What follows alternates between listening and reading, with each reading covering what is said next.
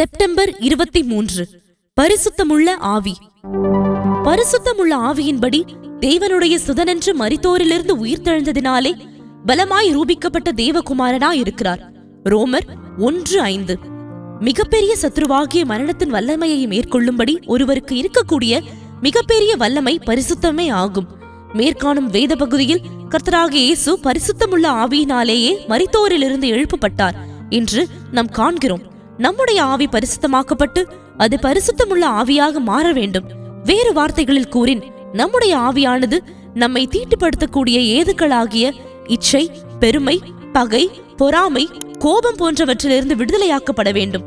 நாம் மரிக்கும் போது நம்முடைய சரீரத்தை அல்ல, நம் ஆவியையே நாம் தேவனுடைய கருத்தில் ஒப்புவிக்க போகிறோம். கர்த்தராகிய இயேசு, பிதாவே, உம்முடைய கண்களில் என் ஆவியை ஒப்புவிக்கிறேன் என்று கூறி மரித்தார். இரத்த சாட்சியாக ஸ்தேவானும் தன்னை கொலை செய்யும்படியாக தன்மேல் கல்லெறிந்தவர்களை கூட மனப்பூர்வமாய் மன்னித்து, கர்த்தராகிய இயேசுவே, என் ஆவியை ஏற்றுக்கொள்ளும் என்று ஜெபத்துடன் மரித்தார். பரிசுத்தமான ஒரு தேவனின் கரங்களில் ஒரு பரிசுத்தமான ஆவியை மட்டுமே நாம் கொடுக்க முடியும்.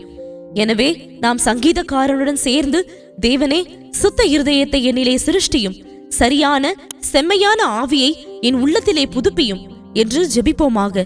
நமக்குள் சரியான செம்மையான ஆவி இருந்தால் நம் முகத்தில் துப்புகிறவர்கள் உட்பட அனைவரிடமும் நாம் சரியான செம்மையானதோர் ஆவி இருக்கும். கர்த்தருக்கு ஸ்தோத்திரம்.